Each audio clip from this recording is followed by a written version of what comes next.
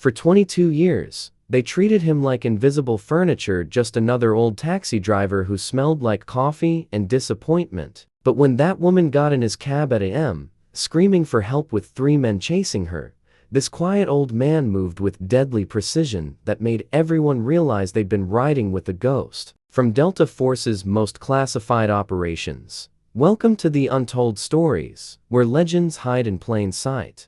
Before we dive into this incredible story of hidden valor and brotherhood that never dies, tell me in the comments which city you're watching from today. And if you believe stories like this deserve to be shared with the world, hit that subscribe button right now. These are the tales that remind us the most dangerous warriors often drive the most ordinary vehicles, protecting us from threats we never see coming in the night. Frank Miller had been driving taxi number 47 through the streets of Detroit for 22 long years. Every night at exactly p.m., he would clock in at Motor City Cab Company, slide behind the wheel of his battered Crown Victoria, and disappear into the urban maze where most drivers feared to venture. The night shift in the worst neighborhoods, where decent people stayed inside and predators owned the streets after dark. Frank Miller had been driving taxi number 47 through the streets of Detroit for 22 long years. Every night at exactly p.m., he would clock in at Motor City Cab Company,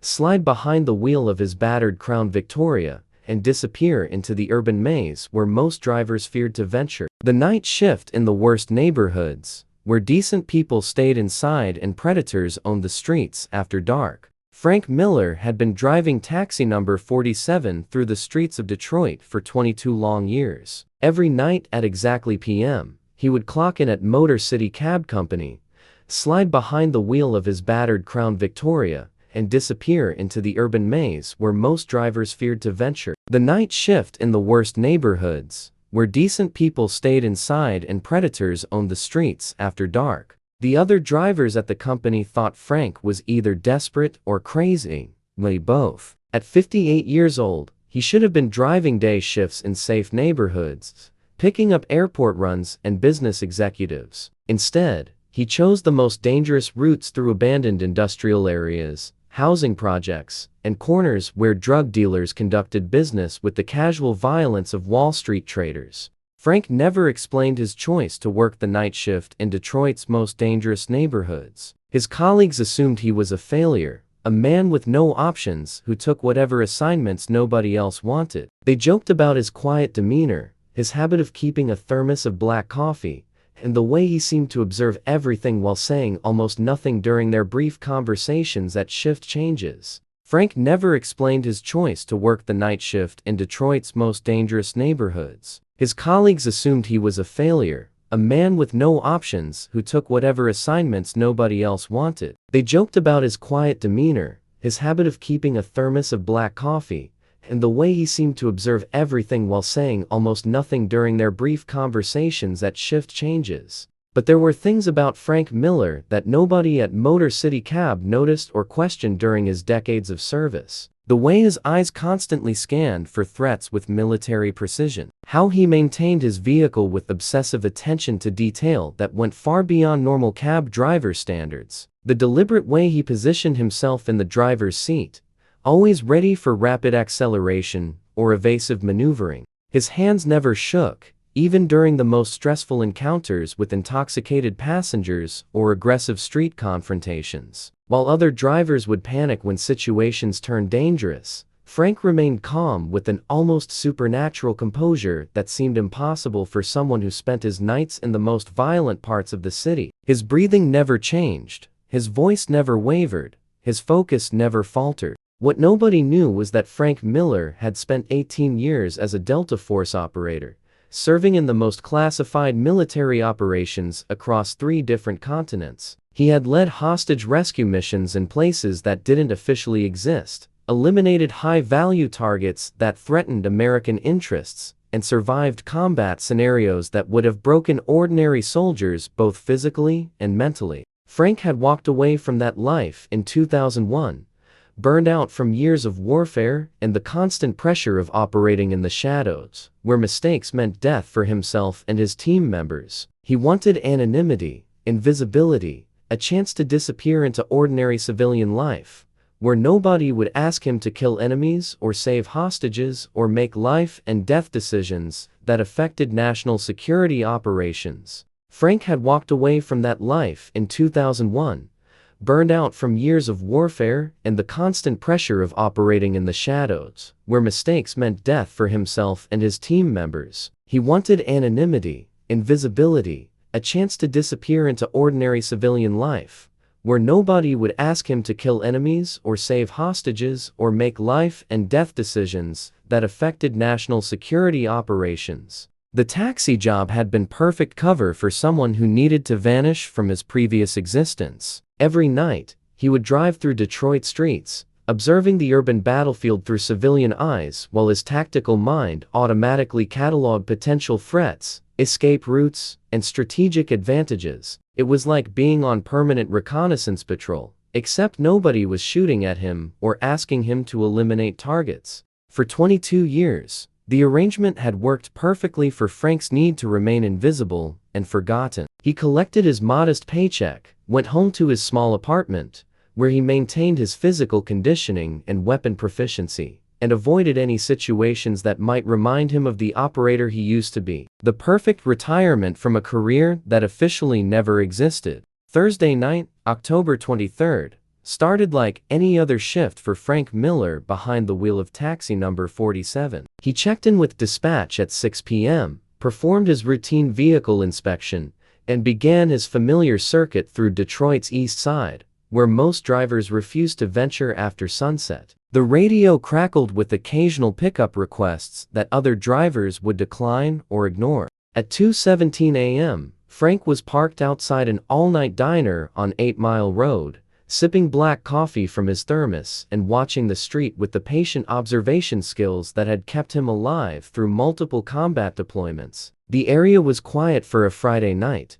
with only occasional foot traffic and the distant sound of police sirens responding to emergencies in other parts of the city. That's when his radio erupted with an emergency dispatch call that would change everything about his carefully constructed civilian existence. Unit 47, we have a priority pickup corner of Gratiot and Connor, woman in distress, possible immediate danger. Respond code 3. Frank's muscle memory kicked in before his conscious mind could process the implications of returning to operational status after 2 decades. Frank fired up the Crown Victoria and raced through the empty streets toward the pickup location, his driving suddenly transformed from cautious civilian transportation to tactical vehicle operation. He took corners with precision that would have impressed his old Delta Force instructors, using techniques for high-speed urban navigation that no ordinary taxi driver should have possessed or even known existed. When Frank arrived at the corner of Gratiot and Connor, he saw her immediately, a young Asian woman in her mid-20s, professional clothes torn, blood on her hands, terror in her eyes as she frantically waved at his approaching taxi. Behind her, 3 men were emerging from an alley with the deliberate movements of predators who had cornered their prey and were preparing to finish whatever violence they had started. Sarah Chen had been working late at her accounting firm when the 3 men had cornered her in the parking garage. They weren't after money, this was something far more personal and dangerous. She had managed to escape through a fire exit and run 6 blocks through empty streets before spotting Frank's taxi like a beacon of salvation in the urban wilderness where she was being hunted by men who wanted her silenced permanently. "Drive. Please just drive," Sarah screamed as she threw herself into the back seat of Frank's taxi, her voice breaking with desperation and exhaustion. Frank's eyes met hers in the rearview mirror for just a moment, and she saw something that made her realize this wasn't going to be an ordinary rescue. There was a calm, deadly competence in his gaze that belonged to someone trained for situations exactly like this. Frank put the taxi in gear and began moving away from the corner just as the 3 men reached the street. But instead of speeding away to safety, he was calculating tactical options with the methodical precision of someone who had spent years planning and executing high-risk operations. His mind automatically assessed the threat level, available resources, and potential courses of action that would neutralize the danger. "Ma'am, I need you to stay calm and tell me exactly what's happening," Frank said in a voice that carried an authority Sarah had never heard from a taxi driver before. "Are these men armed? How long have they been following you? Do you know why they're targeting you specifically?" His questions came with the rapid-fire precision of someone conducting a tactical briefing under enemy contact. Sarah stared at Frank through the rearview mirror, struggling to understand how a taxi driver was asking questions that sounded like they came from a police detective or military officer. "They killed my boss," she whispered, her voice barely audible above the engine noise. "I saw them do it. And now they know I witnessed everything. They've been hunting me for 3 hours, and I can't go to the police because one of them is a cop." Frank's expression didn't change, but his grip on the steering wheel tightened almost imperceptibly as decades of operational experience told him the situation was about to escalate beyond civilian law enforcement capabilities. "What did you witness?" he asked, while simultaneously checking his mirrors and identifying potential vehicle pursuit routes that the hunters might use to track their taxi through the city streets. "My boss was laundering money for some kind of criminal organization," Sarah explained, her words coming faster as adrenaline and terror made her desperate to share information with someone who might be able to help her survive the night. "I was working late on the books when these men came in. They didn't know I was there. I watched them torture him for information, then execute him. Now, they want to eliminate the witness."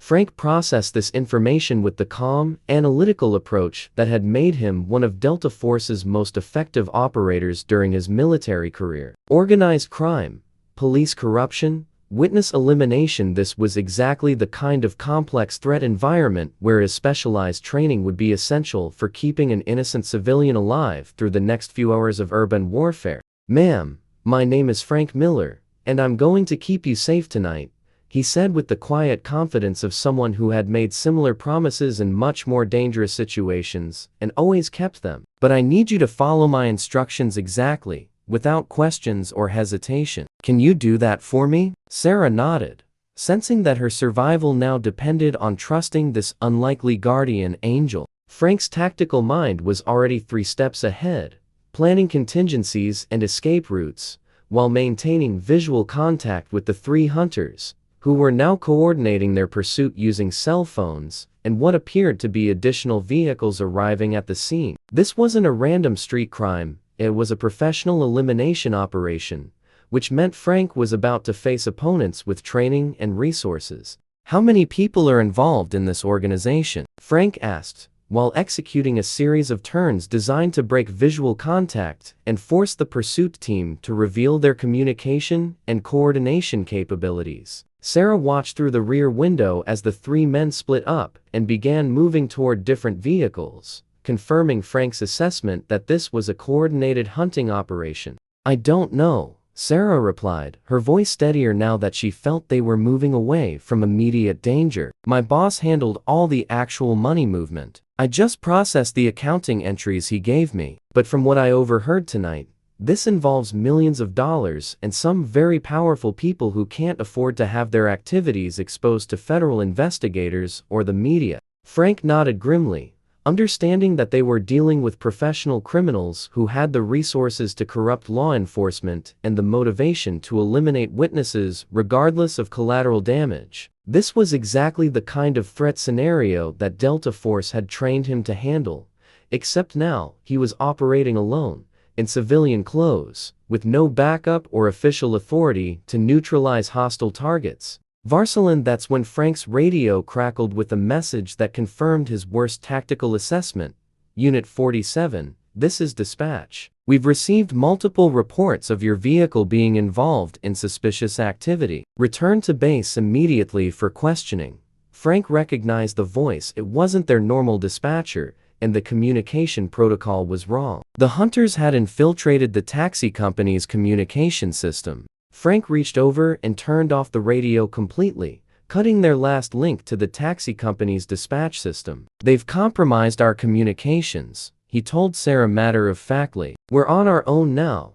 Sarah stared at him in amazement, realizing that her taxi driver was talking like someone with military or intelligence experience who understood tactical operations and communication security. "Who are you, really?" Sarah asked, as Frank executed another series of evasive maneuvers through Detroit's industrial district, using back alleys and service roads that most people didn't even know existed. Frank was quiet for a long moment, knowing that his answer would end more than 2 decades of carefully maintained anonymity and force him to become the operator he had tried to leave behind forever. Varsalan Staff Sergeant Frank Miller, 1st Special Forces Operational Detachment Delta, he said quietly, his voice carrying the weight of 18 years of classified operations that had taken him to every continent where America faced enemies who threatened national security. Retired in 2001, but apparently some skills don't rust. Sarah felt a chill run down her spine as she realized her taxi driver was Delta Force. Frank's military training was now fully engaged as he assessed their tactical situation with the methodical precision that had kept him alive through multiple combat deployments. They were being hunted by professional killers with law enforcement connections. His vehicle was compromised, and he had a civilian witness to protect, using only the resources available in an urban environment after midnight. "I'm going to get you somewhere safe," Frank continued, while monitoring their surroundings for potential ambush sites and surveillance positions. "But first, I need to know everything you remember about what you witnessed tonight. Names, faces, conversation details, anything that might help us identify the full scope of this organization and the resources they can bring against us in the next few hours." Sarah closed her eyes and forced herself to recall the terrifying details of what she had witnessed in her boss's office just hours earlier. There were 3 men, all professionals. The leader was maybe 45, expensive suit, scar on his left hand. "He kept calling someone on his phone for authorization before they killed my boss, and he mentioned something about cleaning up the Detroit operation completely." Frank's expression darkened as he processed this intelligence. A Detroit operation suggested organized crime activities on a scale that would require significant manpower, financial resources, and political protection. If Sarah had witnessed the elimination of someone important enough to require authorization from higher-level decision-makers, then the entire organization would be mobilized to silence her permanently.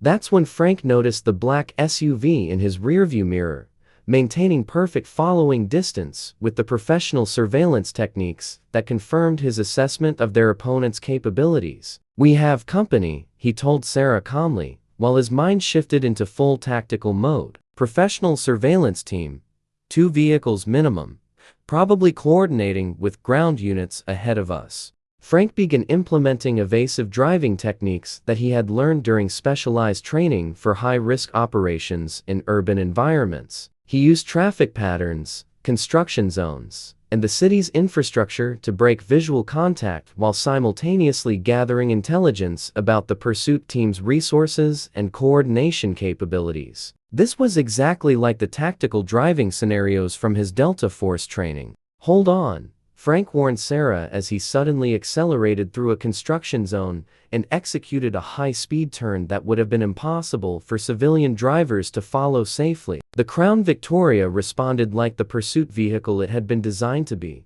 and Frank's muscle memory guided them through maneuvers that demonstrated exactly why Delta Force operators received the most advanced tactical driving training available. 23 minutes later, Frank brought the taxi to a stop in the parking lot of an all-night truck stop, where he knew they would be surrounded by witnesses and security cameras that would discourage immediate violent action from their pursuers. "This is where we make our stand," he told Sarah with the calm confidence of someone who had faced worse odds and survived through superior training and tactical thinking. Frank Miller had spent 22 years driving taxi through Detroit's most dangerous neighborhoods, protecting civilians who never knew they were riding with one of America's most elite warriors. Tonight, his cover was blown and his past had caught up with him. But Sarah Chen was alive. Because sometimes the most ordinary heroes are exactly what we need when extraordinary danger finds us in the darkness. Subscribe to hear more untold stories of hidden guardians.